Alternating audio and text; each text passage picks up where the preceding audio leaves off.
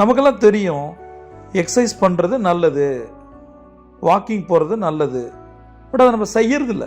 அது போல தான் இந்த ஃபினான்ஷியல் ப்ராப்ளத்துக்கு ஒரு சால்வேஷன், ஒரு சொல்யூஷன், ஒரு தீர்வு என்ன, என்னுடைய நிதி பண பிரச்சனைக்கு ஒரு தீர்வு என்ன அப்படின்னு நான் யோசிக்கிறேன். எனக்கு சில விஷயங்கள் தோணுது, நீங்களும் சொல்கிறீங்க, அதை நான் எழுத கூட செய்கிறேன், திரும்ப திரும்ப உங்களோட வீடியோஸை கேட்குறேன். பட் என்னுடைய ஃபினான்ஷியல் ப்ராப்ளம் சரியாக மாட்டேங்குது, ஏன்?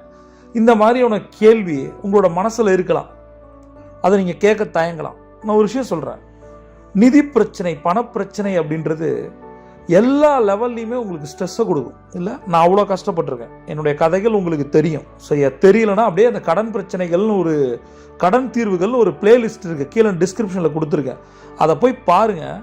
அவ்வளோ பிரச்சனையை ஃபேஸ் பண்ணியிருக்கேன். நான் அதை சந்தோஷமாக சொல்கிறேன். எதிர்கொண்டேன், வெற்றி பெற்றேன், ஆனால் ரொம்ப கஷ்டப்பட்டேன். சரியா? அதான் சொல்லுவேனே, உயிருள்ள பிணமாக என் குரு முன்னாடி போய் உட்கார்ந்தேன்னு சொன்னால் அப்போ எந்த அளவுக்கு கஷ்டம் இருக்கும். அது நம்மளை புரட்டி போடுது, அந்த ஸ்ட்ரெஸ்ஸு பயங்கரமாக. பட் இந்த இடத்துல நம்ம போய் ஒரு ஓரமாக உட்காந்துக்கிட்டு கத்தி கூப்பாடு போடுறதோ ஒப்பாரி வைக்கிறதால ஒன்றும் நடக்க போகிறதில்ல. ஏன்? உங்களுடைய பணப்பிரச்சனைகள் மாறணும், தீரணும் அப்படின்னா, ஒரு மனுஷனோட நிதி நிலைமை மாறணும் அப்படின்னா ஒன்றே ஒன்று தான் பண்ணணும். அவனுடைய எல்லாத்தையுமே ஒரு ஃபினான்ஷியல் பிளானாக மாற்றணும். உன்னுடைய கமிட்மெண்ட், உன்னோட கடன், உன்னோட பிரச்சனைகள் எல்லாமே இப்போ நம்ம டிசைன் பண்ண போகிற, எழுத போகிற ஒரு ஃபினான்ஷியல் பிளானில் இருக்கு. அதை நோக்கி ஒரு ஸ்டெப்பு நீங்கள் சரியான திசையில் எடுத்து வச்சிங்கன்னா உங்களுக்கு எல்லாமே நடக்க போகுது. இப்போ நம்மள்கிட்ட அந்த மாதிரி ஒரு ஃபினான்ஷியல் பிளான் இல்லை, நிதி திட்டமிடுதல், ஒரு அறிக்கை இல்லை, நான் பட்ஜெட்டை சொல்ல, ஃபினான்ஷியல் பிளானே இல்லைக்கா. இதை தான் நான் மாற்ற சொல்கிறேன். ரைட், இதுக்கு என்ன பண்ணணும், ஒரு ஃபினான்ஷியல் பிளானிங் எப்படி பண்ணணும் அப்படின்னா சிம்பிளாக சொல்கிறேன். ஃபினான்ஷியல் ரியாலிட்டி அப்படின்னு சொல்லுவாங்க. ஃபினான்ஷியல் ரியாலிட்டி தான் என்ன? உங்களுடைய தற்போதைய நிதி நிலைமை, நிதி உண்மைகள் எப்படி இருக்குது, நீங்கள் எவ்வளோ கடனில் இருக்கீங்க, கஷ்டத்தில் இருக்கீங்க, இது உங்களுக்கு தெரியுது. உங்களுக்கு தெரிஞ்சது தான், உங்களோட கடன் உங்களுக்கு தெரியுமா தெரியாதா? தெரியும். பட் அது உங்களோட மைண்டுக்கு தெரிய வைக்கிறோம். அப்போ என் மைண்டுக்கு தெரியாமல் இருக்குது அப்படின்றீங்களா? ஆமாம், உங்களுக்கு தெரியும் வாக்கிங் போகிறது நல்லது, அது உங்கள் பிரெயினில் ஏற்றலை, ஆசை மட்டும் போடுறீங்க, ஆனால் அது நடக்கிறதே இல்லை. BMW வாங்கணும்னு நினைக்கிறீங்க, ஃபாரின் போகணும்னு நினைக்கிறீங்க, பட் அது நடக்கலை. ஏன்னா உங்களோட மைண்டுக்குள்ளே போகல, ஒரு கான்ஷியஸ் சப்கான்ஷியஸ்குள்ளே ஃபுல்லாக தூக்கி நீங்கள் போடலை. போடுங்கன்ற உங்களுடைய கரண்ட் ஃபினான்ஷியல் ரியாலிட்டியை தூக்கி உங்களுடைய சப்கான்ஷியஸில் போடுங்க, உங்கள் மைண்டில் போடுங்க. இதுதான் என்னோட கடன் பிரச்சனை. உட்காந்து டைரி எடுத்து அப்படியே எழுதுங்க. லாஸ்ட் வீடியோவில் நான் சொல்லியிருந்தேன், ஃபினான்ஷியல் டிசிப்ளின் இல்லாமல் உங்களுக்கு இருக்குது, என்னென்ன தப்பு நீங்கள் பண்ணுனீங்க அப்படின்னு கேட்குறேன். அந்த தப்பெல்லாம் எழுதுனாதான், அதை எழுதும் போது தான், எழுத பின்னாடி யோசிக்கணும், யோசிச்சு தான் எழுதணும். டக்கு டக்கு டக்குன்னு வராது. அப்போ இவ்வளோ தப்பு நான் பண்ணியிருக்கேன், இதுலேருந்து மாறணும், என்ன பண்ணணும், இது என்னுடைய டாப் 5 ப்ராப்ளம், இதற்கான சொல்யூஷன் இதெல்லாம் இருக்கும், எழுதுங்க. இதை வச்சு நம்ம ஒரு ஃபினான்ஷியல் பிளானை ரெடி பண்ணலாம். இப்போ இந்த வீடியோவில் நீங்கள் கற்றுக்க போகிறது என்னென்னா, உங்களுடைய கரண்ட் ஃபினான்ஷியல் ரியாலிட்டியை எழுதுங்க. உங்களுக்கு எவ்வளோ கடன் இருக்குது, அதில் கைமாற்றி எவ்வளவு, 3 வட்டி எவ்வளவு, 5 வட்டி எவ்வளோ, வரிசையாக எழுதுங்க. ஒருத்தட்ட வாங்கினேன், எவ்வளோ வட்டிக்கு வாங்கினேன், எவ்வளோ அசலை கொடுத்துருக்கேன், எவ்வளோ வட்டி கொடுத்துருக்கேன், இவ்வளோ இன்னும் கொடுக்கணும்.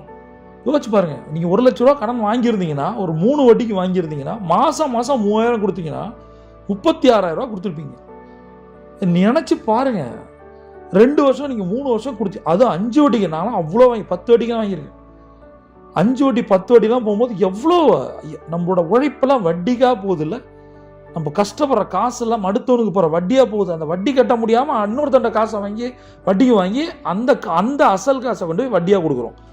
இதுதான் ரொட்டேஷனாக மாறிட்டு இருக்கு. இது எங்கேயோ கொண்டு போய் விட்டுரும். நிறுத்துங்க, கடன் வாங்குறத நிறுத்துங்க. என்ன நடந்தாலும் பரவாயில்ல, இந்த ரொட்டேஷனல் பிஸ்னஸை நிறுத்துங்க. அது ரொம்ப ரொம்ப தப்பு.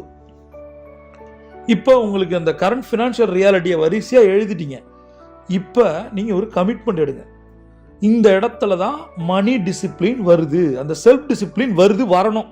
அது வராததால தான் அந்த கடன் வந்துச்சு. புரிஞ்சுங்க, இவ்வளோ கடன் வந்ததுக்கு காரணம் நாம் செல்ஃப் டிசிப்ளினாக இல்லை, நிதி ஒழுங்கு இல்லை, நமக்கு நிதியை பற்றி தெரியல, நமக்கு சொல்லிக் கொடுக்கல யாருமே.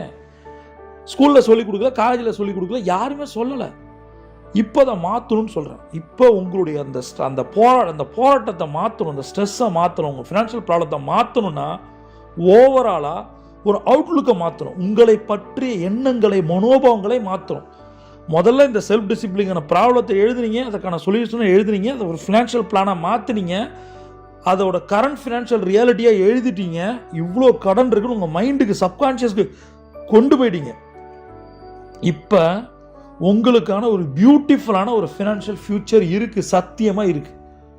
எனக்கு இருந்தது. கடனோட இருக்கும்போது நான் பயந்து ஓடனேன், என்ன பண்ணுறதுன்னு தெரியல. ஒரு குரு கிடைச்சாங்க, அவங்க சொன்னதை செஞ்சேன். அதை தான் நான் இப்போ உங்கள்கிட்ட சொல்லிட்டு இருக்கேன். இப்போ உங்களுக்கு ஒரு தெளிவு வந்திருக்கும். இவ்வளோ கடன் இருக்குது, இவ்வளோ தப்பு பண்ணியிருக்கோம், இதை சரி பண்ண போகிறோம். இந்த இடத்துல அந்த ஃபினான்ஷியல் டிசிப்ளினை நீங்கள் என்னென்னலாம் சரி பண்ணணும் எழுதுனீங்களோ அதெல்லாம் எழுதுங்க. அதை எழுதுனதை நீங்கள் இம்ப்ளிமெண்ட் பண்ண ஆட்டோமேட்டிக்காக உங்களோட கடன் அடைஞ்சு நீங்கள் ஒரு ஸ்டேபிளான ஒரு ஃபினான்ஷியல் ஃபியூச்சரை நோக்கி நீங்கள் போவீங்க. இதில் ஏதாவது டவுட் இருந்தால் நீங்கள் கேட்கலாம். பிரபஞ்சம் கொட்டி தர காத்திருக்கு. நீங்கள் ஒரு champion. See you on top.